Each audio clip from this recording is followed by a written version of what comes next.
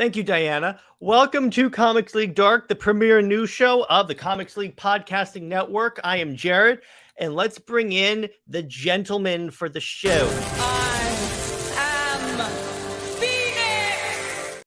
Hello, Uno, Phoenix. dos, tres, cuatro, cinco, cinco, seis. Yes, and let's bring in our... It's getting really warm in here.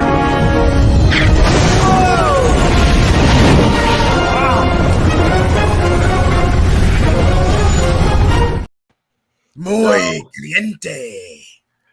There, yeah, exactly. So I love how we all of a sudden we went into this. So now I think that there's one thing that we're gonna wait. Before I go any further, I just realized something. Both me and JJheat are fire based. Oh yeah, that's true. Rising from the ashes. All right, go ahead, Jared. So we have a packed show. We're talking some Rebel Moon information. We're talking a Star Wars rumor. We're talking our favorite Batmobiles, which I'm really looking forward to the Batmobile conversation. That'll be a heated discussion. Yeah, and by the way, there's no wrong answer to your favorite Batmobiles because they're all awesome. So unless you say Patterson, in which case we'll have to eject you from the stream. Mm-hmm. Yes. So hey, what's up, David? How you doing, my brother? Let's get the rumor out of the way first because it's gonna be like the briefest topic we have tonight. We might as well. Yeah, I got a rant. So yeah, but there's a rumor and PG. That's all I asked. So there's a rumor going around that George Lucas is trying to buy Star Wars back from Disney. Nick, go. Okay, this is freaking BS because, like, how would he wouldn't do such a thing unless it was such a bargain fire sale thing. Disney did not pay $4 billion to literally just give it back to him. You know, they're not gonna just. And the other question is, does George Lucas even want to buy back Star Wars? Like, of course, he obviously has been very vocal about his distaste for it, but like, he sold it for a reason. He sold it so he could literally get all of us not nagging ninnies out of his hair. You know, like you had people making songs about how George Lucas ruined their childhood. If Disney offered me $4 billion to get those people out of my hair, I'd do the same thing. Would be a good idea. Yeah, I know. I bet a lot of people are like, "Can we just get it away from?" I think that people are just making up these rumors because they're like, "This has to happen so we can get Star Wars away from Disney." Which I'm fine with getting Star Wars away from Disney, but I'm like, I mean, we would have heard something about this if they were really buying Disney. And then, it's just when a certain YouTuber every week is saying that Kathleen Kennedy is 5 minutes from being fired. It kind of gets old fast. Mike Zero. But anyway. Doomcock! Yeah, I saw this video that said that Disney bought Power Rangers for like a ton, and then Saban bought Power Rangers back for like $40, so Disney so Star Wars could go for a bargain. Okay. As a resident Power Ranger fan, he was talking. Wait, Jay, he was talking first. Go ahead, JJheat. Just right quick. I will concede that Disney in both properties completely mismanaged those IPs and ran them into the dirt. True. So there is some credence in what these sources are talking about in relation to Power Rangers in the Disney era behind the scenes. Now, Nick, I got to refute. All right, so the Disney era is actually considered by most Power Ranger fans to actually be a good quality era. Like, you know, I mean, it has some stuff aside, but the Disney era was actually a pretty good era for Power Rangers, all things considered. Okay. And also, Power Rangers and Star Wars are they are two very, very, very different brands. Star Wars is literally a AAA quadruple plus S tier. It is like one of the toppest tier franchises ever. Yeah, I gotta say, I agree with Nick. Power Rangers is nowhere on the level. It's like essentially. Here's a good comparison. Power Rangers is a mid-tier franchise at best. Yes. Here's a good comparison in terms of iconicness. Xanoscope versus DC. That's the difference. DC being Star Wars in this analogy. Yeah. I would say more like Power Rangers is more Dark Horse Comics, and then Star Wars is DC Comics. That's fair. Okay, Even that might be overestimating like. But the other thing is, Disney was already done with Power Rangers, and Power Rangers was never Disney's bread and butter. Like Star Wars is literally a pillar of the Disney company. Like it's just there's so many different situations, also different time period. Like Power Rangers was at most a pillar of JetX, and by the time they were done with it, they weren't even doing JetX anymore. And David brings up, I'm just talking about like mismanaged IPs can lose value. That's true too. Mismanaged. Yeah, but Star Wars hasn't really lost. Like okay, this is me estimation, and I can probably be wrong here. At the very least, it might be worth $3 billion as opposed to $4 billion, and that is, I think, very, very that is like at the least possible number. Yeah, so in my mind, I ranked this as not a likely rumor, and it's just a BS rumor. Yeah, I get it. We would love for Disney to no longer have Star Wars, but guess what? It's not going to happen at this point. I would love that. Unless someone shows up with like with like 3 dump trucks loads of cash and just unloads it. Unless like Elon Musk, instead of buying Twitter, he bought Star Wars. No, he buys Disney. Can you imagine he buys Disney? the burning down. Oh my god. If you thought people were freaking out over Twitter. Oh my god, he owns now the Twitter bird has Disney ears. No, imagine Mickey wearing a Doge t-shirt. And by the way, Ian, what are you getting the information on that someone already fired Kathleen Kennedy? Yes, citation needed, please. So that is citation needed, because if that happens, I'll play the party. If you can give me a citation, I'll play the party clip right now. Why don't you back it up with a source? I'm sorry. If Kathleen Kennedy was actually fired, that would be like top tier news, and we would have heard about it. Like, yes, like that's emergency stream level. Like I don't care if the news breaks at like 5 a.m. Jared is gonna literally fly to our houses in his golden jet provided by Elon Musk to wake us up, and I'll get us on stream. Yeah, exactly. I will do that. But anyway, assemble the league. I think we've talked about this one enough. There's not really a lot to talk about. It's just a BS rumor. Now, we finally have information on Rebel Moon, aka. By the way, so if Indiana Jones fails, yeah, exactly. I'll say wait. She'll go off to other things, or she'll retire. But in reality, she's staying honestly, as much as I would like for that to happen, the cynicism in me says she's just probably going to get extended. It's, there's been so many if X happens, she's going to be gone, and then X happens and she stays. Like literally, she should have been crap canned after Rise of Skywalker, but I'd argue the last. She should have been crap canned. Exactly. I was about to say Last Jedi is really when she should have been. Some people aren't ready for that conversation. Remember, somebody got paid to write Somehow Palpatine Returned. Remember, writers, if you ever think your writing is crap, remember somebody got paid really good money to write the line "Somehow Palpatine Returned." If that doesn't make you feel better, I don't know what will. And I kid you not. Wait, I kid you not.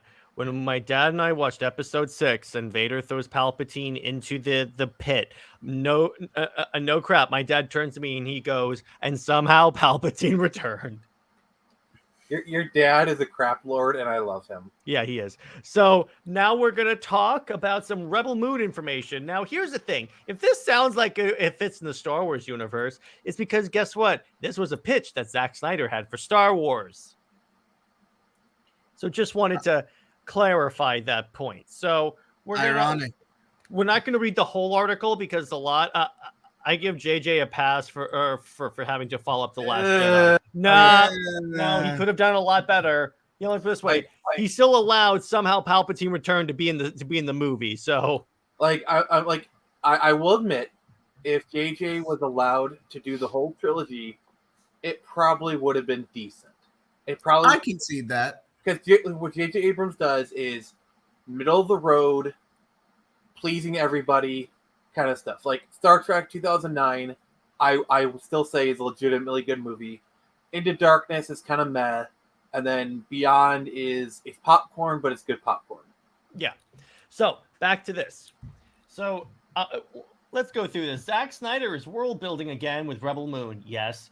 This time, the 300 and Justice League filmmakers creating not just one world, but a sprawling menagerie of planets full of cyborg warriors with molten metal swords, giant half-humanoid arachnids, and ancient robots that seem to have emerged more from medieval times than from the future. The new Netflix space saga that Snyder directed and co-wrote extends far beyond of the title.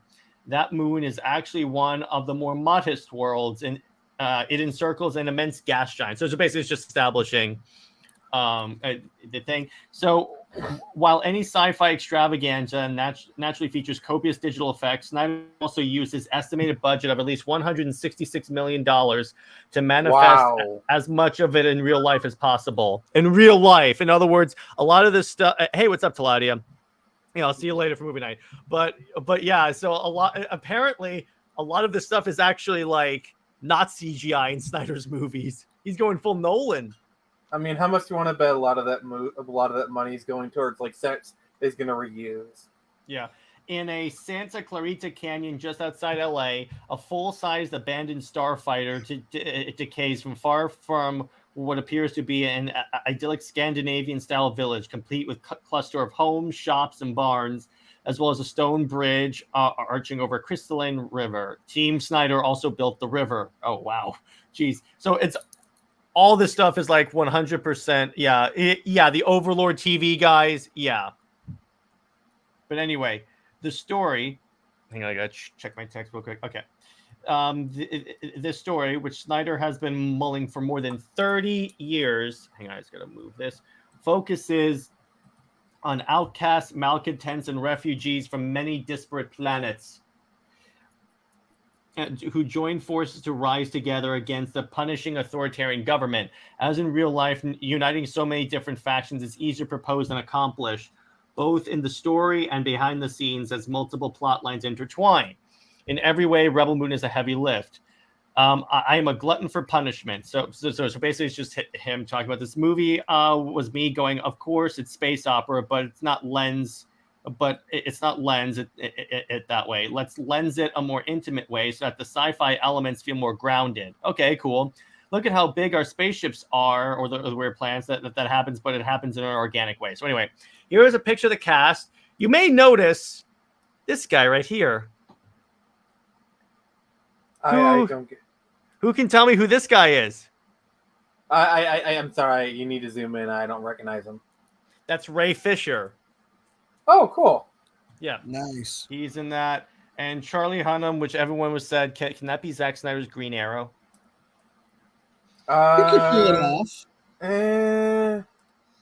Snyder shares these thoughts while setting it in a tavern built in the Port City set. So basically, he built a lot of the stuff.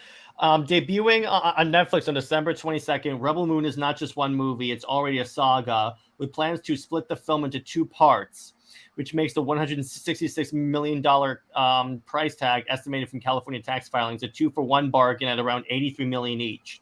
The second part's release date has not been settled, but Snyder wants it to follow closely on the heels of the first one. It won't be long after. And Netflix can do things that a traditional studio can't do by how closely movies are released. Okay, so that's cool.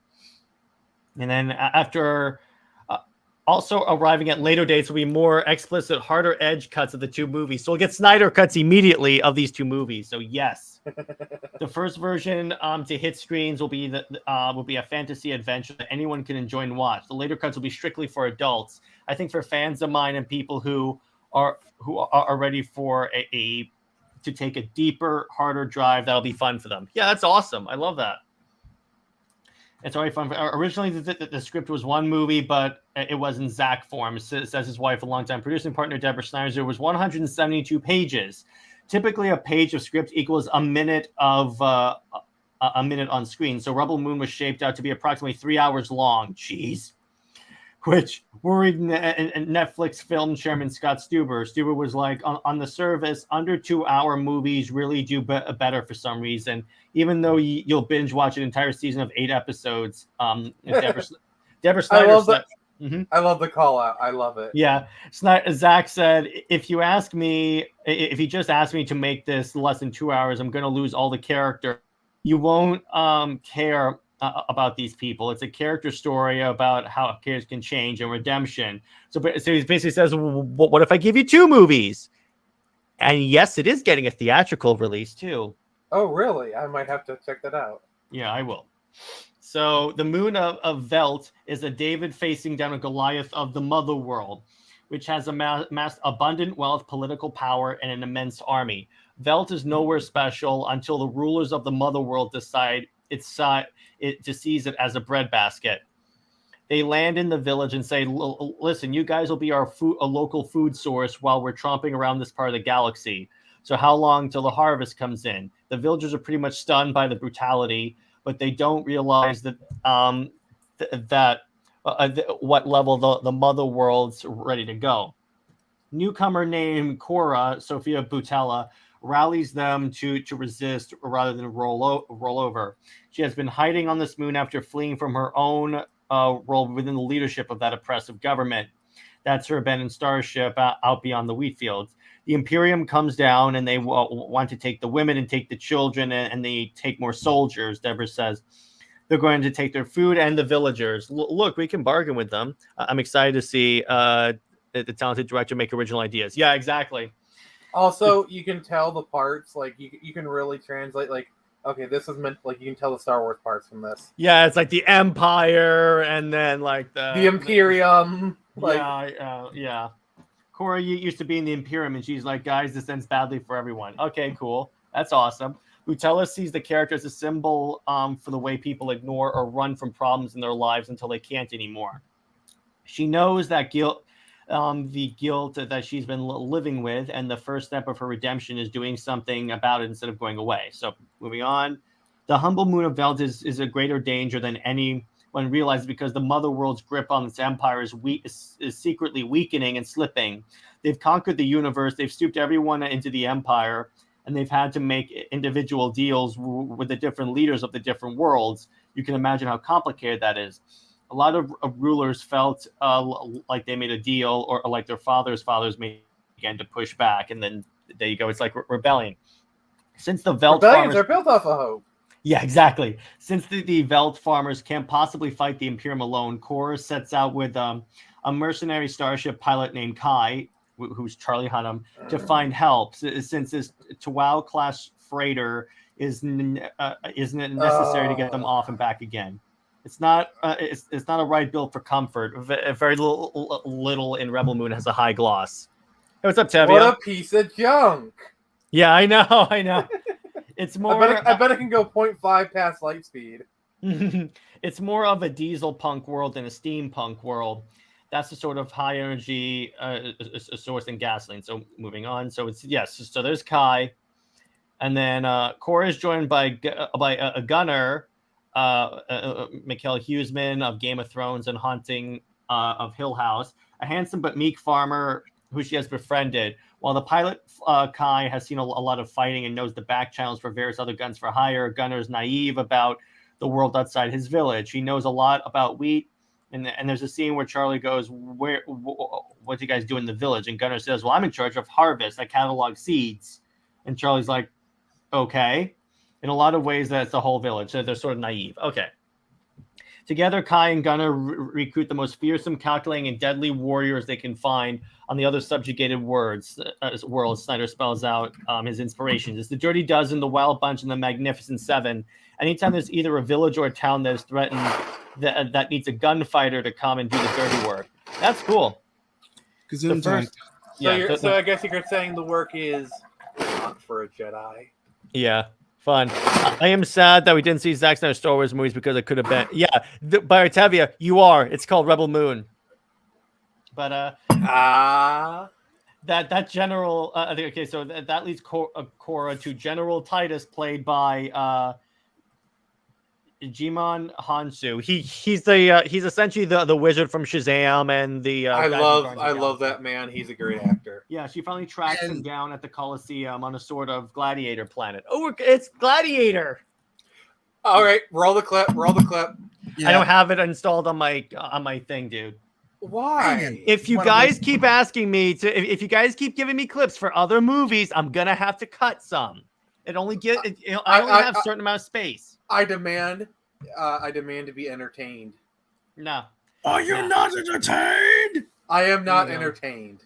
Yes, she's trying to convince him to join up. So there you go. So then we have another of the brawlers that they seek is Turok, a character. So Turok, a character who's more Tarzan than Space War. Is he a dinosaur hunter? No, the bare-chested brawler played by Supergirl and Game of Thrones actor Staz Nair is in sync with nature to the degree that he can bond with a griffin-like flying beast called a Bennu and ride into battle. Oh, so he's like Aquaman in that way. So you're saying you can talk to fish? Yeah, he's saying that Turok is inspired by Conan the Barbarian. I'm sorry, but this is so freaking blatant. Like, he didn't even bother to change the name. Yeah, exactly. When we first meet Turok, he's an indentured server. Well, what's up, JJheat? So this is 300, but in space. Kind of. And moving on, let's see who Cyborg Lady is. Another one is another member with an axe to grind. Actually wields 2 flaming swords. South Korean actor Jonah Bae plays Nemesis, a swords master who's partly mechanical. These swords are powered by the gauntlets that she holds. The gauntlets are these ancient artifacts from her home world. And part of the rite of passage of being a warrior in her world is you have to cut your arm off and you have to put on these robot arms. Oh, that's metal as hell. Thank you. I guess you could say it's lit. Yeah. She inhabits a mining world that's ruled by the Imperium. So there you go. And then, I know that guy. And then the filmmaker reunited with Ray Fisher, his cyborg actor, who by casting him alongside Cleopatra Coleman, the last man on Earth in Dopesick, the two played Darian and Devra, a brother and sister, the Blood Axes. That's so badass. They are galactic insurgents who have been angering the mother world with hit and run spree of attacks against the Imperium. Haven't they ever heard of these things called towels? Because maybe then their axes wouldn't be so bloody. Yeah, they fight and hide. They don't have the resources to have pitched battles in the open. Okay, that's cool. Yeah, there he is. There's Cyborg. Looks metal as hell. Those dreads look so good on him. Yeah, that actually looks super badass. The final human member is Miles, played by newcomer E. Duffy. The character performer is non-binary, so the director uses they/them pronouns when describing their backstory. Okay. I mean, whatever. It's an original character. Whatever. Yeah, I don't care. As long as she's a good character, I could care less. Miles is a refugee from a farming world that chose to cooperate rather than resist and was subsequently demolished. I see. So it's like we tried to. She's going to be the one that's going to say like, we tried to cooperate and we got taken out. Yeah, that is dope.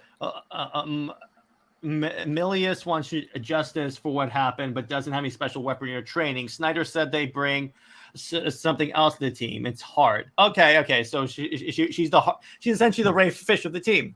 Wind, water, heart, go Rebel Moon. So that's pretty much a good movie. Yeah, that's pretty cool that his cast is as diverse as it is. Yeah. And Snyder's one of the types of people that won't like push like politics or ideology in your face. That's why I'm like, okay, non-binary, I don't care, because I know Snyder's not going to like put it in your face. Yeah, it's going to be like well done. Mm-hmm. Like how much do you want to bet? It just won't matter at all. How much you want to bet? The only indicator will be the pronouns that they refer to that character as. That's it. And I'm like, okay, that's fine. I'm fine with that. There are even more outlandish characters who enter the fight. Among them, an ethereal being played by Jenna Malone. Oh, yes. Yes, Jenna Malone. And an ornate, centuries-old robot known as Jimmy, voiced by Anthony Hopkins. Ooh. The Jimmys were mechanical. The Jimmys were mechanical knights, relics of a bygone age, now mostly gone. That wasn't planned. Yes, I know. Somehow Nick and I podcasted enough for that we have the exact same response. Opposing these heroes. I love that. We're just like, ooh. Opposing these heroes is an Imperium enforcer known as Admiral Noble, a volatile and cruel emissary from the Mother World with a chip on his shoulder. I love the contrast. He's called Mhm. Noble, but he's not really noble. I was about to bring that up. He serves under Regent Belisarius Frey Fee from Les Mis and Hawkeye, who presides over this sector of the universe. Noble, contrary to his name, demonstrates his loyalty and strength with sociopathic indifference. Okay. So he's not really that noble. Oh, so there he is. That's cool. That's some Nazi-style drip he's got there. Well, yeah. And remember, the stormtroopers and the Empire are based off 1930s era German army. According to Noble, a horrific mass figure known as the Scribes, priests from the religious order against the Mother World. Okay. Accompanying Noble, the priest. The purpose is they write down information, but instead of text, they are living human beings as their paper and implant memories and images into them. Your DNA stores information, Snyder explains. By the way, I gotta say, this dude's mind must be like one of the craziest places in the world to have all this stuff in his head. Oh, trust me, as a fellow creative, you do not want to know the stuff that's in my head. Oh, same here, but I'm just like, oh my god, it goes this deep. Your It's DNA not stores all unicorns and rainbows. Yeah. There is some darkness. You are put in stasis if you're a page, and your body just becomes like a hard drive. The Scribes have the ability to transfer what they see. History is recorded by the Mother World. You can plug into these things later, and you experience the history as a memory. Oh, that's cool. But Scribes, of course, are manipulated by politics, and they write down only what they're supposed to. Okay, revisionist history. He probably has all kinds of ideas. There's some 1984 stuff going on there. Yeah, it sounds like a fate worse than death, but the Mother World distributes a lot of death as well, usually by way of its dreadnought battleships. One such starship that looms large over Rebel Moon is the King's Gaze. The ship is a world destroyer.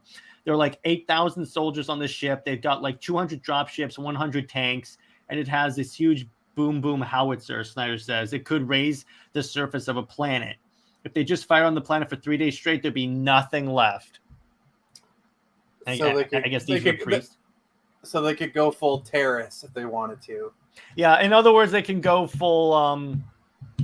They could go full, essentially like Death Star. Essentially, Snyder knows it's inevitable that some will label Rebel Moon as Zack Snyder's Star Wars. Totally, the Netflix film will be radically different from those set in that galaxy far, far away.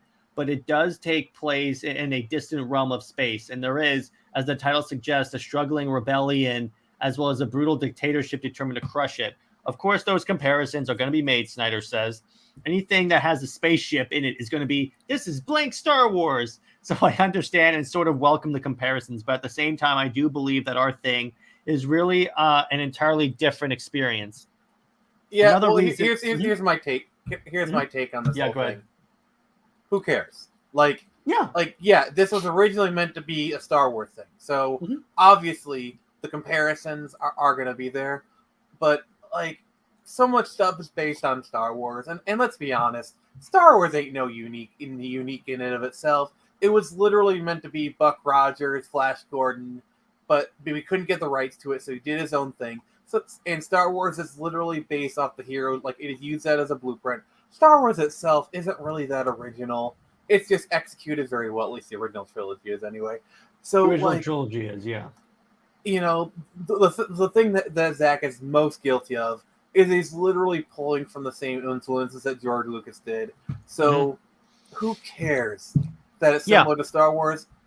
Just enjoy it. We're actually getting good Star Wars. Let me put it this way. You could say he drew from like Star Wars. Let me put it this way. He drew from like the Seven Samurai with the Justice League. Hell. George Lucas drew from Samurai. The Jedi are basically samurai in space. Yeah, another reason he is so accepting of the comparison is once upon a time, even Snyder thought Rebel Moon as Zack Snyder's Star Wars. That's how he pitched it to Lucasfilm more than a decade ago, just before Disney acquired the company and began making new movies. I was in post-production on Man of Steel. I had heard that there were rumblings of doing another 3 Star Wars movies at some point. My take was that if you just let me have the IP, I'd make this cool movie and I won't get in the way of anything you guys are doing. In other words, his proposed film would feature original characters in a new storyline that didn't necessarily impact or disrupt any existing Star Wars canon. It would just be the Empire. It would just be just replace the Empire, the Imperium with the Empire, and this with the Rebel Alliance, and you're good to go. You can even have it take place in on Tatooine. Oh, okay. Oh, wait. Okay, I propose an interesting thought experiment. Let's pretend that Zach got to do one of the standalone films in between the prequels. So instead of Solo, we got a Zack Snyder Star Wars film. What do you think it would be? Like settings, characters? What do you think he should have done? Probably, I would say more of, based upon what Zach does, I would probably say it's like an A-Team like movie where like a bunch of different characters from all these different corners of Star Wars, like a Jedi, a bounty hunter, a Mandalorian, have to like come together for like this common cause, or like essentially this, I would say. All right, so see, it's Tevia plus the Zack Snyder Clone Wars battle story. Yeah, that'd be awesome. Sorry, I was having technical difficulties, but as for me, I feel like that this could be decent. I mean, you have the momentum, the money's there. Could easily be Netflix's biggest property, with maybe Stranger Things being the only one of the few that can top it currently. No, I got it. What if it's what's that one Star Wars FPS that you love, Jared? That was from the Xbox. Republic Commando. Yeah, what if they did a Republic Commando movie? And it was spec, like, what was it, Ghost Squadron or whatever? No, it was Delta Squad. And then it was Delta Squadron, and they just did a Republic Commando movie directed by Zack Snyder. I could see that because Snyder would definitely go full gritty, and imagine it'd be rated R, it'd be the first rated R Star Wars movie, and it's straight up like Saving Private Ryan. That'd be dope. Snyder first met with Lucasfilm Kathleen Kennedy shortly before the company sale, and he later sat down with Disney's then studio chief, Alan Horn, after the acquisition. While Snyder felt their reactions to this idea were promising, both the filmmaker and Lucasfilm, JJheat, there you go. Both the filmmaker and Lucasfilm ultimately decided it wasn't going to work out. Yeah. The thing about like Star Wars at that time was Kathleen really had an iron grip on the movies, and Zach isn't really a director that she could have controlled. Like, look how the carousel of directors they went through on those movies. And like, look at it now, where they literally had to hire a documentarian filmmaker to do this Rey movie because no one in Hollywood wants to touch Star Wars with a 10-foot pole. So they had to like pluck out a documentarian to do the movie. That's true. And then details of the film have evolved significantly from his Lucasfilm, but the core Rebel Moon remains close to the concept he originally crafted as a student in the late 80s. The concept came from being at film school. I think I had a pitch class, which will be a cool idea for a movie. And I was like, a Defending the Village space movie. Only afterwards I thought it would fit in the Star Wars universe. Then it went all the way back around, he continues. It's been on the back burner for so long because he was too busy doing it with like, he couldn't do it later because Disney started making their own Star Wars movies and he was basically doing DC movies. Imagine if they gotten Zack Snyder direct the episode of Mandalorian that dealt with exactly this. You know, the one from season 1 where you had to defend the village. That'd be dope. Because that's kind of what it is. Yeah, like when you said like defending the village, my mind instantly went there. Now Rebel Moon is a reality that there's pressure to pull off what mainstream Hollywood as like deemed impossible, introducing an epic world that isn't already known to the audiences. But here's the thing, and we're done with that, but here's the thing. The mainstream audience knows Zack Snyder too. So it's like at that point, I'm like, I think that they'll go to it if it has Zack Snyder's name on it. Here's my take. I think there is enough people who have a vested interest in seeing Zack Snyder succeed or fail that there's going to be there's going to be a big initial interest. The people who want to see Zack Snyder succeed is going to watch it. The people who want to see him fail are going to hate watch it because They want to see it. They're going to want to criticize it. So I think it's going to have a strong initial showing, but it will really depend on the quality of the movie to see if it like carries on. I think it'll be a quality movie. I think it's going to probably stay in the top 10 for at least a month. I think this is going to be a success by Netflix standards, which, and by the way, Netflix actually has really high standards for their successes. So, but the thing is, the question is, I think it's going to be a decent sized hit. The question is, will it be a mega hit? I think it has the potential, but I can't say for certain. It has the potential because here's why. And Nick, you and I as indie comics creators can attest to this. People want the same stories that they grew up on, but since the main companies are consistently screwing up with it, they're looking for other ways to get that story. Like with us and superheroes, with this and Star Wars, because it's actually very fortuitous that this is basically Star Wars. Hey, what's up, Lawrence? Yeah, it's like, people don't like what's going on with Batman, so I'm giving them like my own version of Batman. People don't like what's going on with like Wonder Woman and Superman, so Jared, you are filling that void. Yeah, and by the way, it's called Citadel, and it's awesome. But yeah, and honestly, and with the fact that this is getting a graphic novel and I hear and a game, I hear conflicting reports about if it's an actual RPG like Mass Effect or if it's an actual tabletop game. It could be both. The point is, it's getting so much stuff. It's getting a tie-in novel. Yeah, it's getting a lot of stuff. I think it's clear that from the initial outset, Netflix has a lot of confidence in this. The fact that they're trying to like pre-license this, I feel like they kind of have like they know what they have on their hands. Like they have a lot of confidence in it, and that is a very, very good sign that Netflix is pushing it like this because they think they have a hit on their hands. So that is a very good sign. Mm-hmm. What the heck? It's getting a comic before Justice League. Yeah, I know. Gosh, DC is just so dumb. Yeah, if DC was smart, they would have just told Zack, hey, but particularly now that the old regime is gone, let's just at least, for right now, do your stuff as graphic novels and we're good to go. Oh, just dumb. Just watch. Rebel Moon is a mega hit. Like it becomes like I think Rebel Moon does have the potential to become a Stranger Things level hit. I think it has that potential. And if it does, Zack Snyder's name is going to blow up and DC's like, hey, Zack. Yeah, that's why. Would you like to do a graphic novel? Not even that. That's why I tell people, if Rebel Moon is a hit, I guarantee you Warner Brothers and James Gunn approaches Zack and says, okay, you know what? Elseworld's this. Do it. We want the name recognition that you get. And guess what? You just exploded. We'll give you your own corner of DC. Do what you please. I don't think they're going to give him the TV stuff first. I think they're going to do the graphic novel first. Test the waters. Like they're gonna give a full push to the graphic novel. Like Jim Lee is going to do the art or at least the covers. I think he'll probably do the art because you just give it that written by Zack Snyder and Jim Lee. That would be the dream, bro. Or at least co-plotted by like. Cool. I could see him plotting it and then like Scott Snyder writing it. or Jim Lee does the cover and Greg Capullo does the art. I could see that, honestly. Capullo, Fabok, any of those guys could really do a really decent job. I don't get why people think Gunn and Snyder don't like each other. It's more Warner Brothers didn't want him after BVS. Yeah, it's more Warner Brothers. I get the feeling that the reason why James Gunn hasn't done it yet is he's waiting for DC to get pop. Because here's the thing.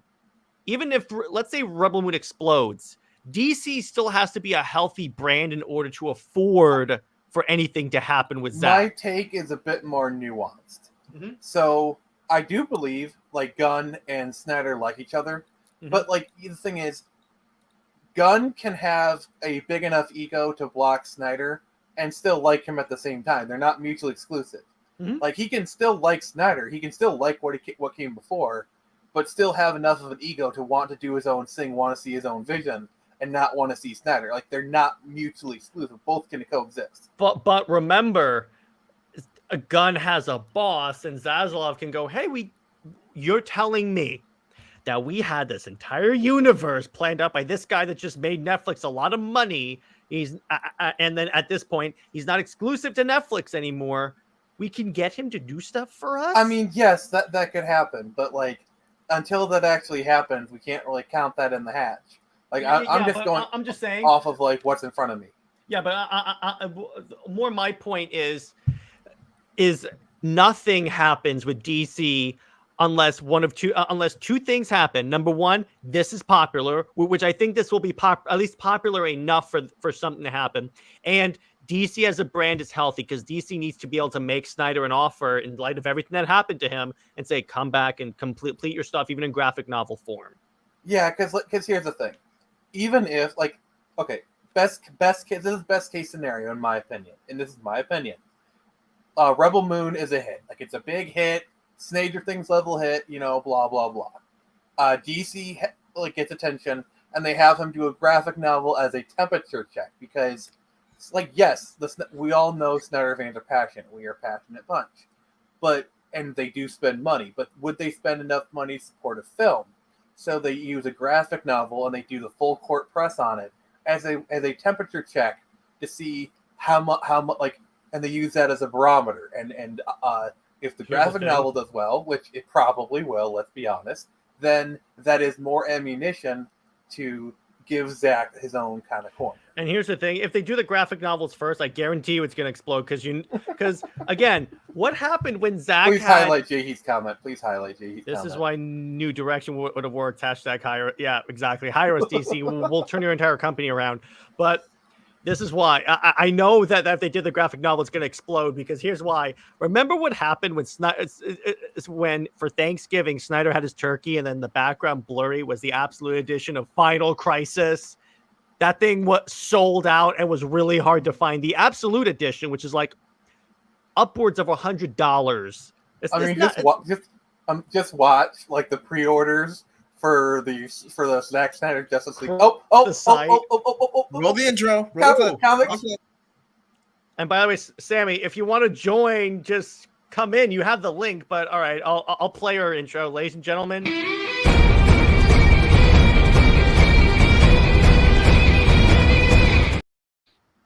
I'm writing this. Yeah, if they announce a Rebel novel, that's going on my poll list immediately. Oh, what's like gangbusters? But no, I just want to finish my stuff before our queen arrives. Yeah, go ahead. Imagine if they put this up for pre-order on Amazon and it crashes the Amazon site.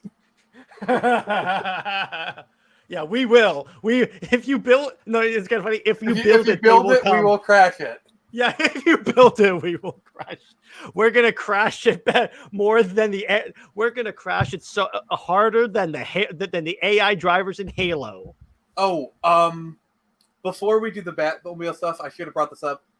Kevin Smith and the Schumacher cut. We need to talk about that. Yes, you know what? Let's go do that too. So, Nick, while I make the banner, and by the way, now I'm gonna real quick before we move on. Now I want to say, should we play the clip of Kevin Smith talking about it? No, we're not going to do that. I don't know how that works. What? Crash it harder. Okay, yes. Thank you, JJheat. You are the man. So before I move on, there's one more thing I want to ask about Rebel Moon. What do you guys think of the story that we know so far? Are you guys more excited for it? Are you guys down for it? I am down. I am so down. By the way, please. I'm going to tell you right now, that's a movie night movie. That is a movie night movie. Yeah. I don't care whose turn it is. You're getting preempted. Yeah. I'm sorry. I as CEO of Comics League, I'm making an executive decision. Whoever's choice it is, and I get the feeling we're all Snyder fans. We're all just gonna pick it anyway, so it's not gonna be like a fight or anything like that. And by the way, when the comics come out, you could expect a video on that. You know what we should really do?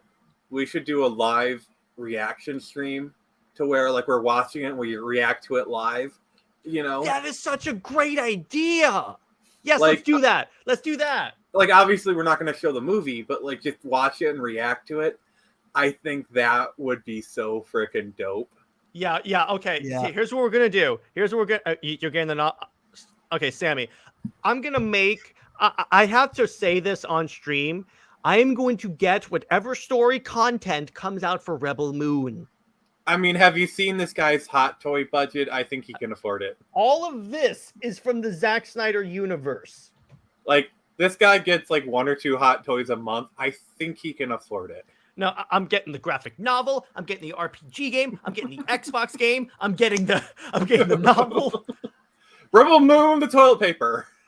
I'm getting merch. Merchandising. But Do you will know you how get- I have? oh, Wait, Nick. will you get Rebel Moon? Nick, Wait, no, Nick. Do you know how I have like all these DC shirts? It's gonna be all Rebel Moon stuff. But will you be getting Rebel Moon, the flamethrower? Oh, of course. Why not? I know it's great for kids. It's great for kids. You God. crazy, bro? No, I'm just a fan. And for those who don't know what New Direction is, you are in for a treat. Yeah, so we'll talk about that later. But not everyone likes novels. I do, and it's Rebel Moon.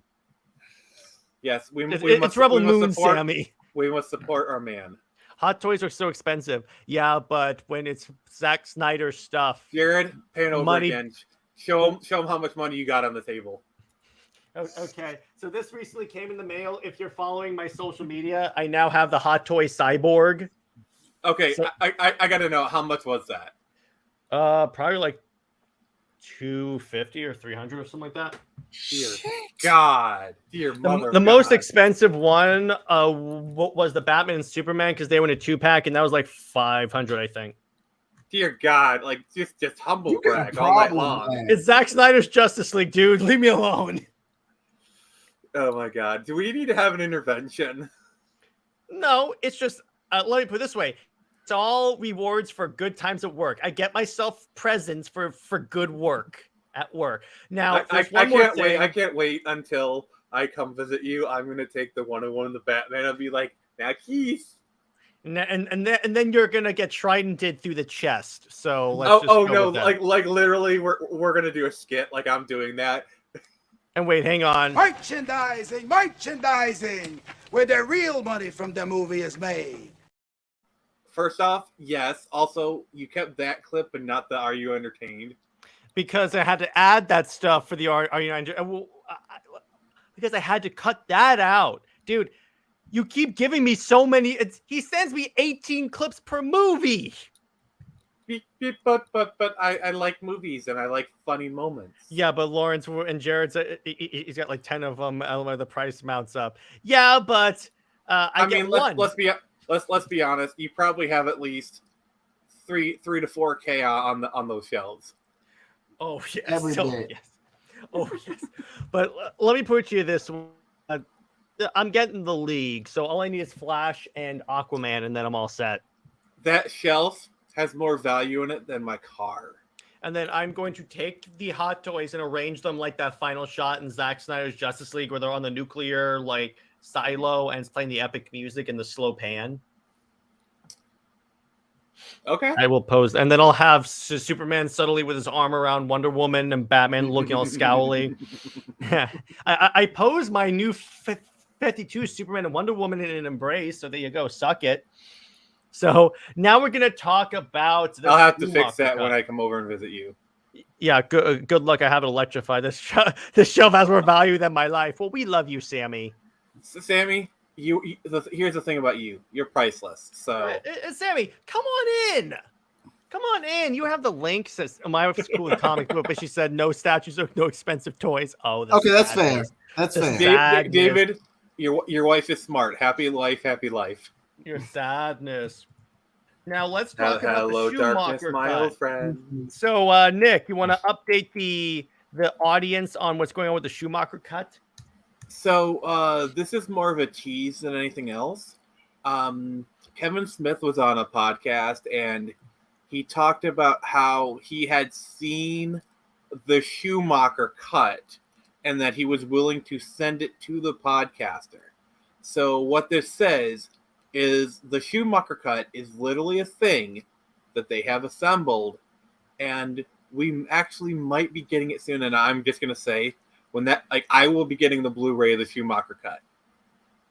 Oh yeah, me too. I'm gonna be buying it. I will watch it, and then that'll be a movie night discussion, so we can talk about how different it is from the regular movie. You want to talk about like what Brown Destroyer did as a side topic?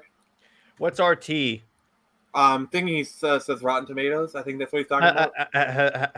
Has so much bad rap. Yeah, it's the first thing people see when it comes to a review. Should not there will be a more popular. Well, here's the thing. I got this. Real quick, dude. Here's how you fix Rotten Tomatoes site. Take swap the critic score and the audience score, so the audience score goes first.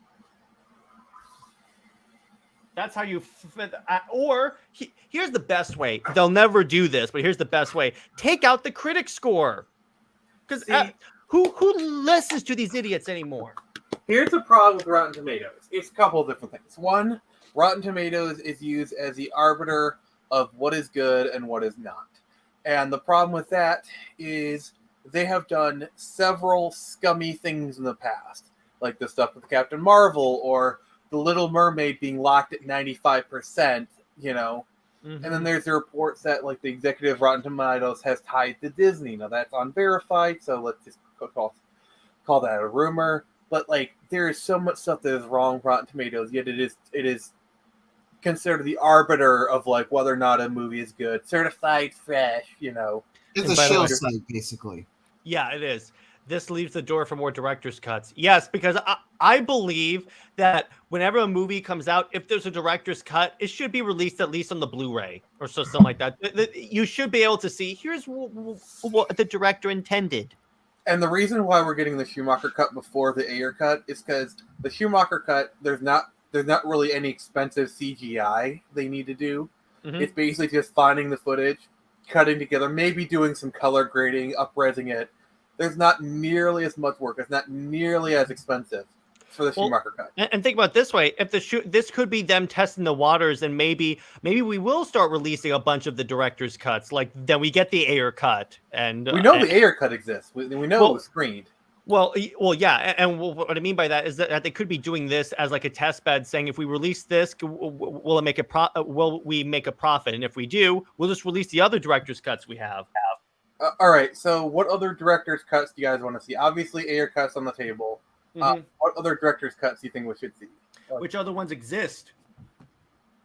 Chat, any ones that you guys really want to see? Yes, please. Probably. Oh, the Trank cut of Fantastic Four. I don't think that's ever going to happen. There's too much drama with that. Yeah. I'm saying, you asked me which one was realistically going to be shown. You said, which ones do I want to see? That is fair. That's Russo brothers cuts. Yep. I would love to see those guys. Russo brothers cuts? I don't think they would change the original movie that much. Obviously, we don't need a sixth cut of Blade Runner, so. No. Sixth cut. Oh, like you don't like? Yeah, it's like there's Blade Runner theatrical, there's international, director's cut, and then there's the final cut. Mm-hmm. Oh, but speaking of director's cuts, you know what I thought about doing? Taking footage from Batman 66 and cutting it into a Zack Snyder style trailer. David Hernandez actually has a good point because there is deleted scenes from Endgame, like the Hulk saving some people. And or like also... in Infinity War, you see like the Hulk burst out of the Hulkbuster suit. Oh, those are just misdirections from trailers. Mm-hmm. But yeah, basically just put in all the stuff that we really want to see. There you go. Also, I want to advocate for fan edits here. Apparently, there's one in development where it basically takes Obi-Wan and turns it into a movie. And it's being done by one of the special effects guy did a special effects for Andor, and then he's like shooting new scenes and whatnot. That's definitely something to keep an eye on. And apparently, so what they, I think I know what you're talking about. And what they did is with Reva, her arc ends when Vader stabs her. In other words, they just kill Reva. Yeah, fan edits are certainly something that like we've never really touched upon in Comics League, and I feel like deserves some attention. Sure. Definitely with Star Wars and fan edits, we need to talk about the Harmy's despecialized edition, where it's like an HD version of the original cut of Star Wars. Mm-hmm. Yeah, Emerald cut for sure. Imagine a black and white version of the Snyder cut, but like with limited colors, and just imagine they have a black and white version. It's called the Justice Gray edition. But no, I'm talking limited colors. Like you see some red or whatnot, and just imagine the Green Lantern scene. But all you see is like the green light.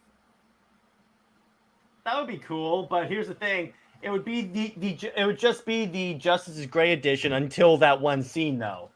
I need to see or like in the last battle. I hear the blood and chrome version of Fury Road is really good. Mm-hmm. Oh, I heard it's pretty awesome. And I know there's a black and white version of Logan that's really good too. Yeah, I watched that. It's pretty dope. I need to see some more of these. Like, I just want more limited color version because, like, I'm just a really big fan of the style. I mean, obviously, knowing what comic books I've been making, you would know that. But yeah. Yes, and then Lauren says, "I want to see an extended cut of The Dark Knight." I mean, what is there to extend? Like, I got one. We should make a fan edit where it's the extended cuts of all the Lord of the Rings, of all 3 Lord of the Rings movies, but it's one after the other. It's one massive, like, 12-hour movie. Jesus Christ! they have done that in like for theaters. They've actually done showings of all 3 at the same time. That's got to be like that's a voyage right there. That is a voyage. Yeah, So bring your cat. You come. Yeah, hope it comes with a free catheter. Yeah. So what do you say we start up with our Batmobile discussion? Okay. All right. Okay. So this was a fun little topic that I came up with, and it's those of you that have been watching the show for a while know that I like to put in like some not necessary some fun like discussion topics that we can throw in there because you know what, it's fun to do and it adds in conversation. So, and we're all like Batman geeks, am I right, boys? No, Batman sucks. He's literally the worst. I know character he's ever. really stupid. So we're gonna he's literally the worst superhero. But we're gonna go with what's our favorite Batmobile. So first we're gonna go through a list of like the best Batmobiles ranked, and then we're gonna to talk about our ones. I'm biting my tongue because like you all know which one I'm gonna pick. Yeah, and it's the picture in the in the article. Yep. So Also, number 8. My second pick is like, I'm sorry, the Batman Forever Batmobile is so freaking dope. That is my number 2 pick. The Forever, yeah, I gotta say, I really like the interior blue lights and stuff. Yeah. Are we counting animation and live action, or just live action? Let's see what's in the list. We can count animation because obviously we have to bring up the BTAS Batmobile. We can't not. Wait, is there an extended of Wonder Woman cut? I don't think so. And by the way, Yeah. I am going to make a sequel to my Super Wonder edit dealing with the death of Superman. It's just it's just what happened was I was watching Air and that idea for an edit that's, by the way, the most viewed edit I've ever made was like in my head for so long I had to make it. But by the way, there's two director's cuts that I need to mention. I want to see the original version of Rogue One because they actually had a director come in last minute and like redo the ending. There's a lot of cut content for that one. Also, I want to see the Lord Miller cut of Solo because they had pretty much had almost the entire movie done before the new director came in. Oh yeah. All right, I just want to add that in real quick. That's a movie that I'm like, okay, it's not a bad movie. Rogue One, I love. I Rogue One is like the best Disney's era Star Wars. All right, but we're talking about Batman now. Let's kind of get aggressively relaxing. Says 1960s all day. Actually, guys, I'm gonna hang out in the chat. I have a headache. Oh, that's okay. It's all good. It's all good. You know what, Sammy? We're glad you're here in spirit. Totally welcome. That's the family is here. The whole movie looks so good. I watched it. And by the way, I want to say this real quick. I watched Transformers: Rise of the Beast. That is freaking dope. That is probably my favorite Transformers movie that has come out. Like, oh my gosh, did they nail that one? Well, that's just prime. Dun, dun, dun, dun, dun. So, the one of the things I like about the Forever Batmobile is, oh yes, it was sick, David, is the blue like highlights in there and like the bat symbol on the wheels. It looks really cool. Say what you want about Batman Forever, but the car is really cool. I'll get drive-through. This is why Superman works alone. Yeah, the Tumbler. Oh wait, yep. that's right. I'm okay. I'm gonna. This is a hot take. Like I'm gonna get canceled for this. I don't like the Tumblr. Next person I saw, I actually what I do is I'd sell it, but you know. Well, you just give it to me, and I'd put it right next to my Batfleck Batmobile. I'd be like, yeah, I just don't like Tumblr. I don't like.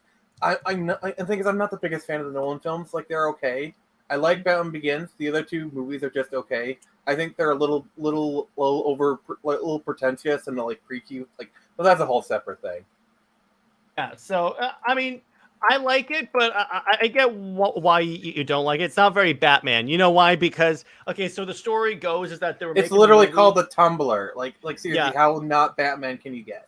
So the way it happened is that Nolan was going to make the movie and it wasn't going to have the Batmobile, but then like the studio said, can you put the Batmobile in? Because it's not exactly Batmobile. It's not Batman without the Batmobile. So he goes, okay. So he's trying to make it so it fits in his world, but okay.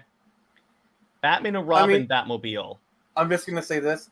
The Patterson Batmobile works better as a Batmobile than the Tumblr. And I don't, and I'm not even the biggest fan of Patterson Batmobile, but that thing is more Batmobile than the Tumblr. Yeah. So what do you guys think of the Batman and Robin Batmobile? Overdesigned. Like this is where like Batman and Robin, like Batman Forever, it's like they are going in a different direction, but they had a good balance between like the silliness and the toyeticness.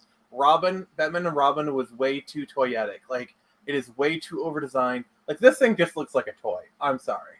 Like, well, because that remember, this movie was designed to sell toys. Let's face it. Well, so was Batman and Forever, but Batman Forever, but they still managed to like make it look like it worked as part of the world. This thing just looks silly.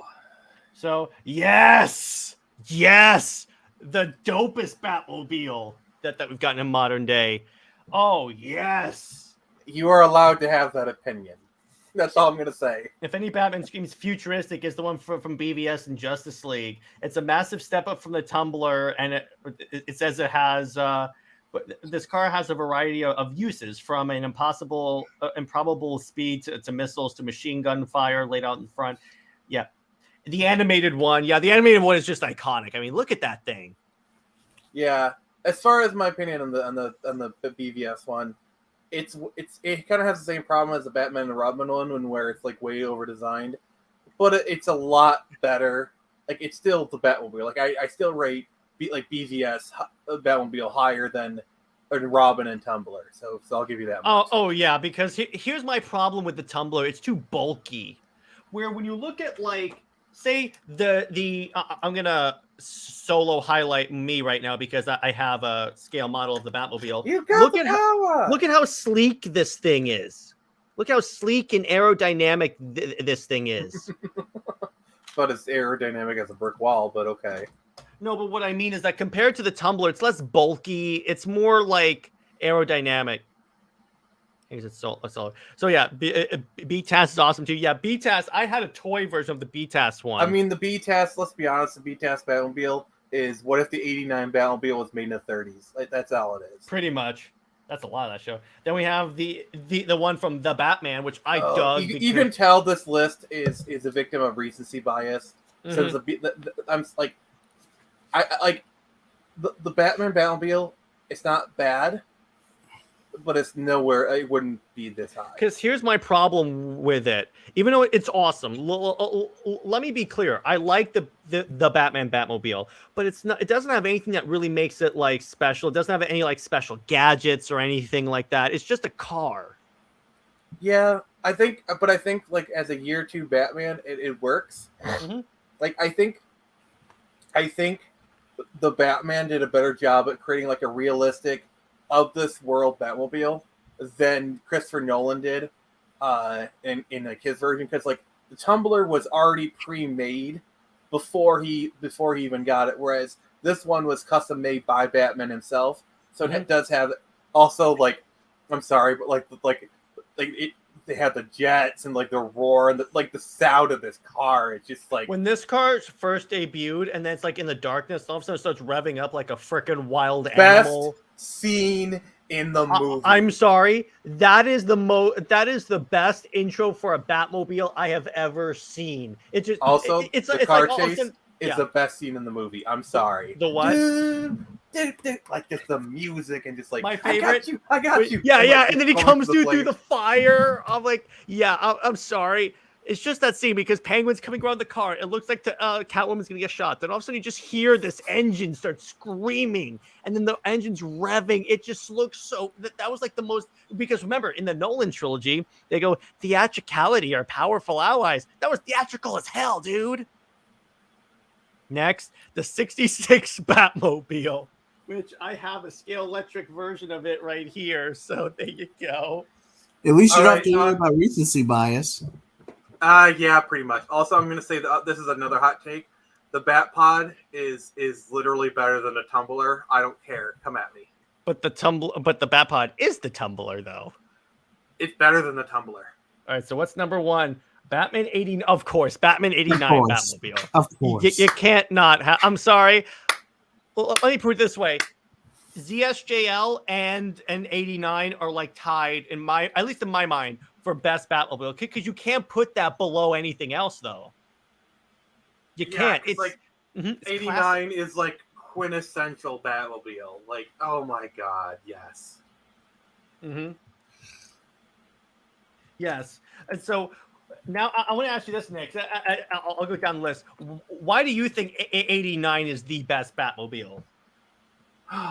Well, okay. I'm trying to think of like reasons that are not nostalgia based. I'm trying to go purely logical, but I'm gonna fail at this.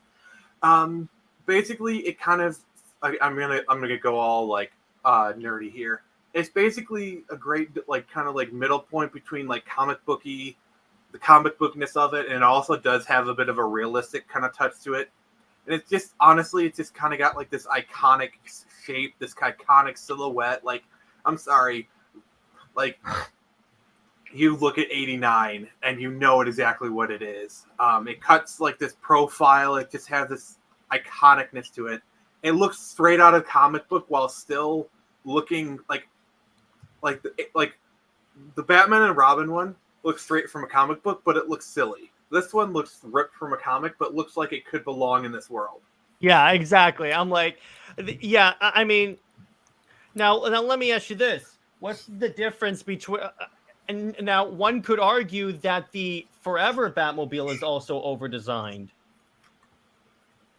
To an extent, but again, Batman Forever had a good balance.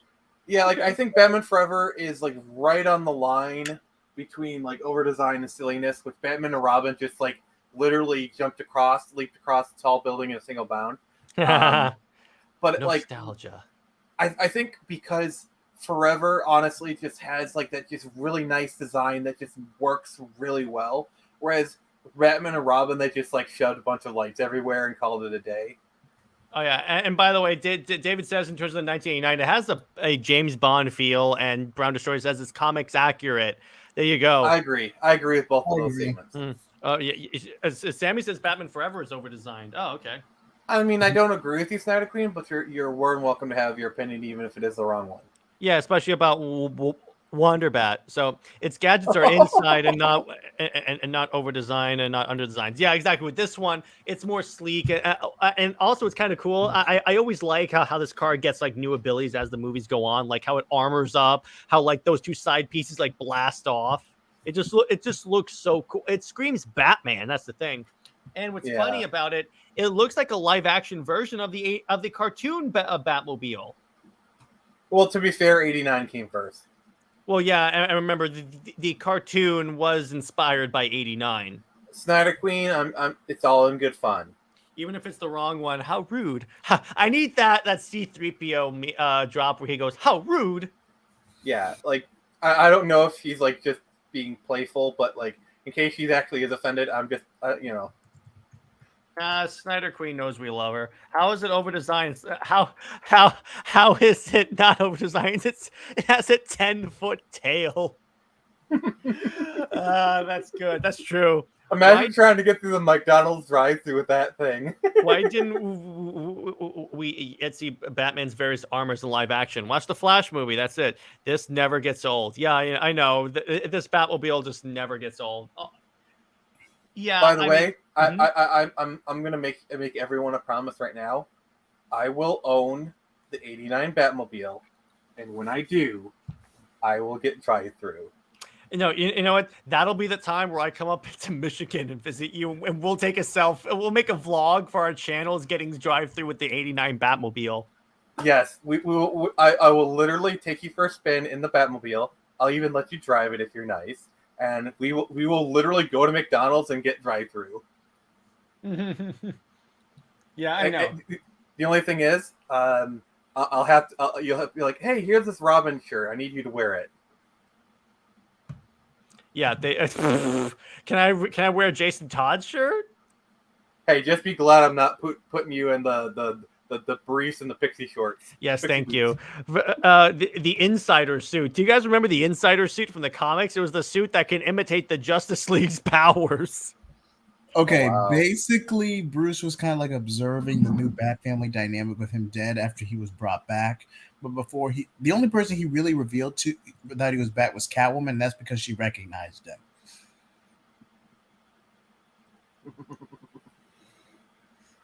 But yeah. Well, what's kind of funny? What's kind of funny is that he actually tries to test the. In other words, he shows up as this new ninja called Insider, and his whole purpose is to just test the Bat family and see if they're so good at their jobs. Snyder Queen, I'm gonna meet you in the middle on this one. I'm gonna say yes. Forever and Robin are over designed. The difference being, I believe the Forever Batmobile, like its over design is kind of it works, while Batman and Robin doesn't. Mm-hmm. I'm trying to like meet her in the middle here. That's fair. That's fair. Yeah, I'll say that they still look cool, but yeah. I'm just trying to be fair, compromise. Plus, here's the other thing. Here's the other reason why this is the superior Batmobile compared to at least this one. This one is stealthy. That is about as stealthy as. Okay, I'm back. That's about as stealthy as a bull in a china shop. Okay, well, let me put it this way. This is stealthy. This is stealthy. This is not stealthy. Have you heard Patterson's Batmobile? That thing is not stealthy. Well, there was a period when he was driving it and driving it slow, and you couldn't like hear it or anything like that. I love the sound of Patterson's Batmobile. Oh yeah, again, it sounds like a bull. Whoever did the sound design on that deserves a 89 is not that stealthy. Oh yeah, particularly as it's it's kind of you know what it is, Nick? It's as stealthy as a Batmobile driving through Ace Chemicals and killing people. That's what it is. Yes.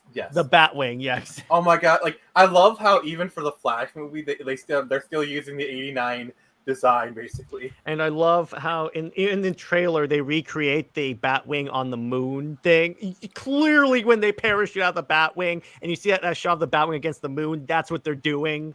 Which, by the way, they literally did a version of that shot for Spider-Man: No Way Home. Yes, they did. They did. Okay, so for those who didn't see it, well, everyone saw No Way Home. But it had Keaton as a vulture. So there's no, it's Homecoming. Homecoming. I think you're getting a little confused. Yeah, I was confused. So for Homecoming, when the vulture is carrying Spider-Man, he asks him to drop him. And he does. And you see that like shot of Spider-Man looking up, and you see Batman framed through the moon, and it looks like the old Batman shot from '89. It's clearly what they were intending to do. Like, and the thing I love how that was like one of two DC references. I'm sorry, Flash, you just aren't fast enough. Yeah, and by the way, I love how apparently in the story goes that on the Homecoming set, Michael Keaton kept going around telling people, "I'm Batman." Well, he's not wrong, so I guess might as well. And I love the Batwing for BVS. Yeah, the one that has a machine gun out front that Bruce decided, I'm going to go fight Doomsday with the Batwing. Not a good plan. Not a good plan. And then it did lead to one of the most badass entrances in superheroes ever with Wonder Woman's entrance. You know what I feel mad that we're gonna get denied. I wish we could have gotten a scene, like a BVS style scene between Ben Affleck's Batman and Robert Downey Jr.'s Iron Man. I wish we could have seen like what they could have done, which would have been kind of cool, is pull the button and bring Ben Affleck with Barry to the night to that universe, because I would have loved to get a scene, because in the early like posters and the concept art they showed, they had Michael Keaton and Ben Affleck hanging out and interacting. How cool would it be to see Affleck and Keaton fighting side by side and comparing notes and being like, oh, you do this, you like killing people, I like killing people. You know what would be really crazy, and this will never happen? Imagine like a big Marvel versus DC multiverse crossover, and you get Ben Affleck Batman, and he meets Ben Affleck Daredevil. I believe there's a clip in there somewhere. Yeah, where is that? Oh, I got it. It's actually this. Now. You're looking at now, sir. Everything that happens now is happening now. What happened to then? We passed then. When? Just now. We're at now. Oh, okay, I gotta say this. What? Okay, so you know how like Deadpool 3 is rumored to be Deadpool kills the Fox universe? Mm-hmm. What if they actually get Ben Affleck to suit up as Daredevil? And kill him? Yeah. So he's done. They're like, no, we're just gonna kill you. He's like, okay. I think I will say this though. I think what will probably happen is they're gonna go to Daredevil, but they're gonna meet Foggy Nelson, who's played by Jon Favreau. Like Yeah. I imagine they could probably get Jon Favreau to come back as Foggy Nelson. Ludicrous speed, go! And by the way, Snyder Queen, I love where I was in that Snyderverse debate with Nerdette, and she kept saying, "Are you okay with a murderous Batman?" And I go, "If it serves the story, yes, I am. If he didn't stay murderous, first off, and second off, watch the freaking story. Oh my god." Mm-hmm. See, how much? Can we talk about like the possibilities of like Deadpool kills the Fox universe? Like, I just want to like Yes. Chris Evans Chris Evans has said he's willing to come back as Johnny Storm. That would be hilarious, and they just kill because yeah, and they call it Deadpool kills the. They say the Marvel universe, but we all know it's the Fox universe. Like, I just want to see like Michael B. Jordan come back as his version, and like the two of them meet. Yes. And what's kind of funny is that Deadpool shows up and he goes, he goes to Johnny Storm, shouldn't you have a shield? Oh yeah. Because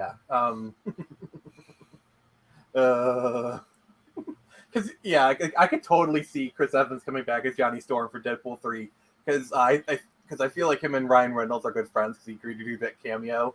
So it's like There's rumors of Halle Berry coming back as Storm. Yeah, the rumors is that Hugh Jackman is not the only Fox X-Men to return. If Anna Paquin comes back, I'm going to be on the lookout for Brie Larson. What were you expecting? Spandex? Also, if Hugh Jackman does not suit up, I will honestly be mad. If this is because this is ostensibly his last time being Wolverine. If we don't see him in the yellow suit, I will be pissed as hell, dude. To be fair, the yellow suit does look ridiculous in live action. No, but dude, it's Wolverine. No, first off, I reject that premise because in all likelihood, the Superman suit should look stupid. We all know what Zack Snyder did. Like, I'm sorry, but did you see because you know how they had the suit in the Wolverine at the end? Mm-hmm. That suit actually looked good. Like, that suit would look good. But I need the meme that's like Tony Stark was able to build this in a cave with a bunch of scraps. With anything Zack Snyder does that Hollywood fails at, he's so good. Here's what I think is going to happen. Okay, you're going to see Wolverine in his full getup, and then he's going to have the mask. But after that scene, he's going to take out the mask, still wear the Wolverine suit, but just be maskless the rest of the movie. Yeah, the way I see it to add up to that is that we first see him with the helmet on it, and then he leaves it off the entire movie. It's just to show people we gave you the suit up, Wolverine, and then also, mm-hmm. The way they introduce this version of Wolverine, he's fighting the Hulk, but it's Eric Bana's Hulk. Oh, jeez. And he's like, "Oh, hey, it's Mark Ruffalo." Wait, he's like, Wait, you're not Mark Ruffalo. And it'd be kind of cool is if they recreate in the Eric Bana thing the panels coming through the screen, but then Deadpool's like, why are all these comic panels coming at me all of a sudden? I'm getting sick. But by the way, so David Hernandez, how do you guys feel with the rumors of Andy Muschietti directing Batman the Brave and the Bold? I'm gonna wait until I see the Flash to give like my thoughts on that, because it's also because I want to see how he directs Batman in those movies, because if it's awesome, I'll be like, yes, please do it. And then Sammy says he's going to wear the suit. Lawrence says, how do we go from talking about Batmobiles to the Fox universe? This is Comics League, Lawrence. This is Comics League. It's because I deemed it so, because I wanted to talk about it. And Lawrence, this is Comics League. We go on tangents all the time with Nick. Oh, so I'm trying to think of like other Fox stuff. Yeah, and then we'll wrap up. Also, Nick Cage will come back as Ghost Rider. I'm sorry, but like, Nick Cage would be more than happy to come back as Ghost Rider. He'd do it too. Yeah. Like I've seen the first Ghost Rider movie. It's not bad. But it's not good. That's the thing. The like, second one is bonkers. Yeah, it goes full cartoon. But like actually, if we're doing I actually kind of want to see Nick Cage like Nick Cage's humor bouncing off of Deadpool actually sounds like low-key awesome. Oh, that was so good. And I want Loki to show up in the show, like with the TVA, and then he just sees Deadpool and just walks away. Oh, I could actually totally see that happening. Now, there's one more thing that I kind of wanted to briefly talk about, is that Comic Story did a podcast that was talking about what happened. How would Disney replace Kang if the whole Jonathan Majors thing doesn't work out? Now, here's the thing. Comic Story straight up said even if it's innocent, they should replace him, because here's the problem. Kang's not a threat because he got beaten in Ant-Man. Yeah, I don't like their whole plan of like every movie he gets beaten, but it's like different variant. I'm sorry, that doesn't create it. Like I get like the whole story thing makes sense, but it doesn't work as a credible threat, because if you beat him in every version. But Nick, here's the thing: that version from Quantumania was the one that's supposed to be the threat, and he got beaten by Ant-Man, by ants. I just gotta emphasize that. So what Comic Historian said that they should do, this would be a good time to introduce Dr. Doom. Like, he shows up in the post-credit scene of Ant-Man with all those other Kangs, and he murders all of them. And that way we don't have to worry about the Kang variants. And then he shows up and wages war in the Marvel Universe. Well, because eventually they need to do Galactus, obviously. But, like... Not a space cloud. Yeah, obviously not. But, like... I mean, this is why Fantastic Four is such key to all of this, you know? Yeah, because so much of the galactic threats are linked to Fantastic Four. I mean, not just galactic, but multiversal, because a lot of the Fantastic Four deals with multiverses. Mm-hmm. So, like, it's really important. But also, like, you got to remember, there's also, like, a lot of the X-Men stuff is really important for the galactic side, like the Shi'ar Empire. Mm-hmm. You know, like, I really wish we could have done a Guardians of the Galaxy with the Shi'ar Empire. Like, imagine them meeting like Deathbird, Lilandra, you know, Gladiator. Yeah, that would be dope. The greatest thing is like Guardians of the Galaxy meeting the Starjammers. Like, seriously, that's a missed opportunity. Yeah, and the captain of the Starjammer says, "Oh yeah, I have a kid at home that apparently is a mutant." Yeah, it's like. But it's like, but I don't know. There's still chances. But my point is, and I'm going to throw those up to the panel real quick, and then we'll wrap up. What Marvel villain do you want to let's say they're going to replace Kang? Who do they replace him with? I'll start with Nick. Magneto. But they haven't brought in the X-Men yet. Bring him in. There's not enough time to set that up. You need the X-Men movie first, and we already have like Kang Dynasty. Well, the problem is with Dr. Doom or Galactus, it requires the same amount of setup as Magneto, because you have to do a Fantastic Four movie. So the argument is still the same. But here's the thing. Okay, short of the writer's strike, continuity-wise, in terms of what's releasing, the Fantastic Four movie comes out before Kang Dynasty. It's still, you know, like, I don't know.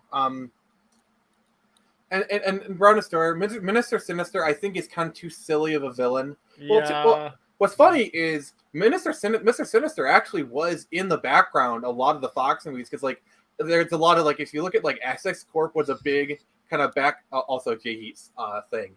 Yeah. Like Essex Corp was kind of behind Logan and New Mutants actually because if you look at a lot of the stuff because Mr. Sinister did Essex Corp. So, like, Mr. Sinister was really kind of a big background villain that we never saw in the Fox films. Here's what they could do. Here's why they shouldn't have done Secret Invasion as a show. That could have been a big, like, build-up and an Avengers-style movie where you have, like, all these different... What they could do is, for like, a final Endgame-style battle, the other Avengers come back. Like, Cap, Iron Man come back, but they're secretly Skrulls. Yeah. Also, and we by the way, really Sammy, need, I we agree need with you, Nor- Sammy. we really need Norman Osborn in this universe as like an evil Tony Stark type villain. Like He'll show up. He'll show up in Spider-Man. Like seriously, I think they said someone bought Stark Tower. Like it needs to be Oscorp. It needs to be the Oscorp building. I'm sorry. Yeah, it has to be. That's an opportunity. And then wrap this up, guys. Oh, I've said my piece. Yeah. So I guess we're going to call it on that. So we gave you all some good food for thought. We learned a lot about Zack Snyder's sci-fi universe, which I'm so excited for. I'm gonna be buying so much stuff from that. Wait. I want to say this.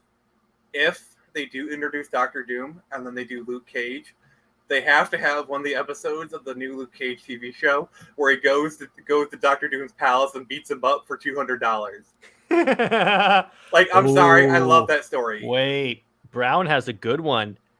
The Sentry. Isn't he a good guy? Okay, so here's the thing about the Sentry. His main bad guy is the Void. Now, here's the thing. He has a double personality. The Void is the Sentry. Okay. So the Sentry does great good, but then the other personality takes over and does great evil. So they could do that. That'd be a solid psychological villain to do. Multiple personalities with all that.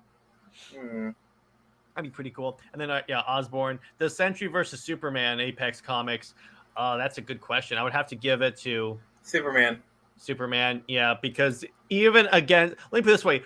If Thor has beaten the Sentry and the Void, and Superman could probably, I would say most likely 80% of the time defeat Thor, I have to give it to Superman. Yeah, Thor is one of those characters where he might not beat Superman every time, but Thor can hold his own against Superman just because his powers are magical based, and Superman has no defense against magic. It wouldn't be like a throwdown, like a massive spanking, but Thor would hold his own pretty well. I'll admit that, even though I still think Superman would win, but I think that Thor would hold his own. I think it's like 7 or 8 out of 10 in Superman's favor. I'll give you that one. I'll give you that because the magic component is what sells me on that 7 out of 10 thing. Against Wonder Woman, I think that goes to 8 or 9 out of 10. Wonder Woman. I give it a 9 just because of Thor's no slouch, but Wonder Woman would win it 9 out of 10. Yeah, because of her thunder absorption is a huge benefit when fighting Thor. Yeah, because she's the daughter of Zeus. Okay, so Snyder Queen says, "Well, if this is for Secret Wars, what about Venom?" Yes, I want Venom to be in the MCU anyway, so that's just me. So there you go. So, I'm gonna be honest. I don't think Tom Holland could do a symbiote Peter storyline. I'm sorry. I just don't think he has the ability to become a jerk. Like even Tobey Maguire would even he could barely do it. Like you know who does have the acting range for that job? Yuri Lowenthal. Because geez, that trailer convinced me that he's like Spider-Man. He's basically just doing the 90s shocker. No, Thor cannot be slap Wonder Woman. I'm sorry. No. Now, Sentry versus Wonder Woman, I think Sentry might win that one. Sentry probably. That's the one where I'm willing to admit that because Sentry is like 2 superpower beings, but Thor absolutely not because Wonder Woman absorbs lightning. Yeah, no. Sure, the current origin has her being the daughter of Zeus, the god of lightning and thunder. Hulk versus Wonder Woman, I put it 9 in Hulk's favor, just because it's just pure power. The thing about Hulk is that you have to beat him fast, because the longer the fight goes, the angrier he gets, and then of course the angrier he gets, the he gets. I don't think Wonder Woman is capable of beating him quickly. That's the thing. Yeah, I mean, she has super speed and strength, so maybe, but still. So Sentry versus Magneto. Sentry because Sentry does not have anything on him that's metal, and he can fly through a building. I got one for you. Magneto versus Wonder Woman. Okay, that's a question there. That's because a good one. Her gauntlets alone make this a problem. She can't use her sword, obviously, but the gauntlets are a big problem. But is well? Here's the thing: I'm anything metal? Wait, anything metal, Magneto can control. It's like because Wonder Woman's armor is heavily metal, so there's that. Hammer. So yeah, her armor's she fights naked. That'd be awesome. But now that's a Black Label comic right there. But honestly, I know Stormbreaker is metal. Stormbreaker is made out of. Yeah, I was gonna ask, because has Thor ever fought Magneto? My reason being is because with Wonder Woman, are magical items protected? I don't think so. I think Mjolnir was forged in the heart of a dying star. I think Mjolnir is more stone, I believe. I'm not sure. Wait. Actually, since Mjolnir is Marvel, I can just literally look that up. Naked Wonder Woman defeats Magneto. Yes. Thank you.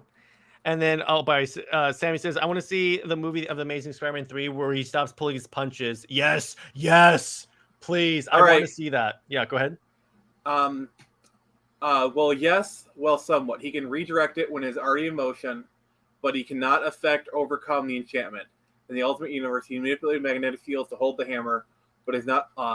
So basically, if Mjolnir is already in motion, he can hold it, but he cannot lift it because of the enchantment. Here's the thing about Wonder Woman is that I think that she would do here's the scenario in which she wins. I'll describe this. Before she goes into battle, she hears about him and his ability to control metal, at which point she sheds all the metal and just fights with her super strength. In other words, she puts on like a sort of leather Greek armor, like a toga or something like that. No metal, and she fights them. No, if we're gonna go all TNA on this, she puts on a latex Wonder Woman suit. Yeah, of course. But we're not going to go with that. She puts in more of like a toga or something like that she doesn't have a bracelet. She doesn't have a tiara. She has nothing but her hands. At that point, Magneto is screwed. And her rope, because the rope isn't metal. Yeah. And at that point, I think Magneto is utterly screwed because he controls metal, but he's not super strength and he doesn't have endurance. I'm sure he wants to screw, but I'm sure he wants. But Wonder Woman's sword can cut through anything. It's never broken. Thor's hammer broken. Yes, but here's the thing. We're not talking about which is stronger. We're just I use Thor's hammer as an example of if Magneto has ever manipulated magical items. Also, I fully agree with what Snyder Queen said. Like, yeah, he can like hold it in the air or in motion, but like he cannot wield it and access his power. Yeah, obviously Wonder Woman beats Magneto. In other words, there is a path for her to beat Magneto. Batman would destroy Magneto because he would already have done this prep time already and has like a plastic batsuit. Because here's the thing, if the writer likes Batman, it's gonna be Batman. Yeah, he'd basically have to use a whole plastic setup, which sure Batman could do that. But the first meeting, Magneto stops. I'm sorry. No, but here's the thing, though. Batman would here's the thing about Batman. Whenever he fights someone, he does the recon ahead of time, even if it's the first meeting, to get that prep time done. Not always, but if we're just talking no prep time, just first meeting, Magneto wins. The second meeting, Batman wins. Batman can beat everyone. Okay, I respectfully disagree. I agree more with Snyder Queen, but I'm just saying if he's gonna fight a metahuman, he's gonna do recon of the abilities that this person has before he does anything. That's just my point. He's gonna be like, okay, he manipulates metal. I can't have anything metal on me. There you go. But I'm just saying, without prep time, Magneto would win. Well, without prep time, everyone beats Batman. That's the thing there. I mean, not really. I mean, Batman still has enough in his toolkit to at least be reactionary and at least sometimes win or at least get away from the fight or outsmart his opponents. But I'm saying without prep time, there's no way Batman could win. But the second, because what would happen is Batman would try and beat him, and he realized he could win. Then he'd retreat. Then he'd realize what it was, and then have a full plastic setup, and then kick Magneto's butt. That is how it would go. Yeah. And by the way, Brown Destroyer says Wonder Woman's lightning absorption is bigger than anything Thor did in the MCU. Wonder Woman's lightning absorption against Ares. Yes. Oh, by the way, if it's movie Wonder Woman versus movie Thor, it's easily movie Wonder Woman. Yeah. They severely weaken Thor. But my caveat is Infinity War Thor wielding Stormbreaker. I'm sorry. Thor. I think it's current Thor. It has to be Love and Thunder Thor. No, but I'm saying if it's Infinity War Thor at the battle, then I can see more of the Thor thing. But I'm saying it's current movie Thor. But remember, Stormbreaker literally he took the power of a full Infinity Gauntlet and just cut right through it. I know that, but I'm just saying I'm going off of current movie Wonder Woman versus current movie Thor. But I'm just going off of like their most powerful versions. So. Well, yeah, and yeah, I could give you that. Honestly, if it's Infinity War Thor, because that's the most powerful he's ever been in the MCU, I could see him even going toe to toe with Superman and having more of a chance against him because they powered him up in Infinity War, even to a certain degree. Endgame. I will say, beginning of Ragnarok Thor, like before he has like that awakening, I think Wonder Woman would win because that's like his second most powerful version. Because like he does get a little bit of a power up at the end of Ragnarok, but he really gets stronger at the end of Infinity War. But still, here's the thing: his thing is just shooting lightning, and we've already established that won't work against Wonder Woman. But Infinity War Thor is just Infinity War, yes. But I'm just saying, Ragnarok Thor, literally any other version of Thor would lose. Yeah, Infinity War is the one where I'm willing to say he has a significantly higher chance of defeating Wonder Woman. Yes. Any other version, he might hold his own, but he would ultimately not win. At the very most, let me put it this way. He'd give Wonder Woman a fight. I'm talking about Infinity War Thor, and it would wreck Wonder Woman. I still think I'd give it more of a 6 times out of 10 Wonder Woman wins. But maybe 5. But ultimately, Wonder Woman would recognize him as a worthy opponent. Yes, 100%, and it'll be mutual. And then we get a badass Wonder Woman team up with Thor. Wonder Woman's sword is more dangerous than Stormbreaker. No. Based on what though? Because we haven't really seen the sword do a lot of other cool stuff besides. Well, it did cut Doomsday's arm off, which that itself is something. Also, if we're talking about the movies, the sword literally got destroyed by Ares. No. If we're talking about her, or because remember, she's had 2 swords in the movies. The ones in the first movie and the one in ZSJL and BVS. If we're going by feats in the movies, we're just going by feats in the movies. Stormbreaker has by far the better feats. Like Stormbreaker literally took the brunt of an entire Infinity Stone. Like these are cosmic. These are like cosmic level weapon. It took, a cosmic level, and it cut through it like butter. Real quick, I want to establish this. That wasn't the God Killer, Sammy. That was the part of that scene. She is the God Killer, not the sword. That was just a regular Amazon sword. Yeah, that's the like thing. But yeah, the God Killer was just a way to hide her. Yeah, the only feat that the Wonder Woman sword did, and this is Warner Brothers' fault for not doing Zack Snyder stuff, but that's besides the point, is it cut off Doomsday's arm, which, to be clear, that's a great feat, but compared to taking the full an Infinity Gauntlet that has all the stones, that's something. Because remember, in that version of Doomsday, he's basically a mutated Kryptonian body. Yeah. So the fact that Wonder Woman's sword was literally to cut through Kryptonian flesh, that is a worthy feat. Yes, compared to taking 5 cosmic level blast from 5 cosmic level powered things. I gotta go with Nick on this one. Like, I'm sorry, the Power Stone alone could destroy Wonder Woman's sword. Yeah, she used a sword to cut off Doomsday's arm. Okay, so it's called the Sword of Athena. Okay, that makes sense. And yeah, those are good feats. Those are great feats. But Stormbreaker has infinitely. I got news for you. An Infinity Stone, an Infinity Gauntlet with all the stones is more powerful than Doomsday. So I'm just gonna put that. Now, I know Diana was the God Killer, but she calls the sword God Killer in the movie. Oh, okay. I'm just for the purpose of argument. I was just making sure it was like we were using the right terms. Literally, like if Doomsday came to the Marvel universe and Thanos snapped the gauntlet to literally eliminate Darkseid, he could. No, Darkseid he can't. Doomsday, yes.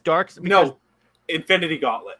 In that version of the Marvel Universe, the one that works for it could. Here's why.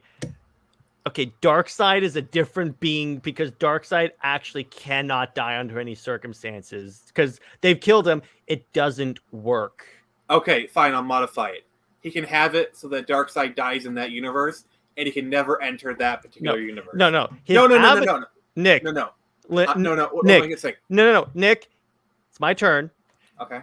What happens with Dark? It's the thing about it would destroy his avatar. But here's the thing about Dark is that then he reverts to the God form Darkseid. And I'm sorry, no matter what you have, you're not beating God form Darkseid.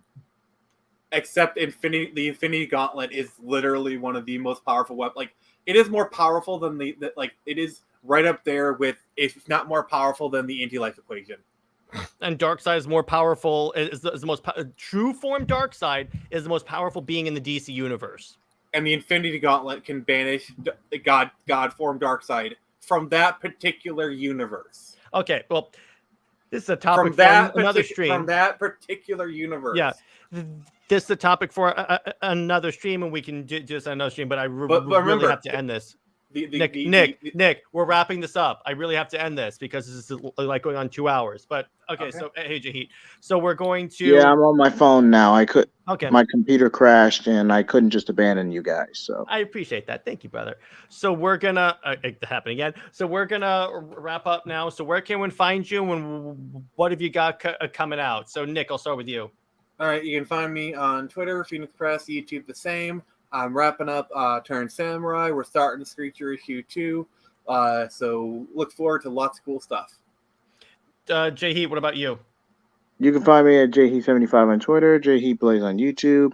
And actually, this week's episode of New Direction is scheduled to premiere today, at 9 a.m. Eastern. So be on the lookout for that.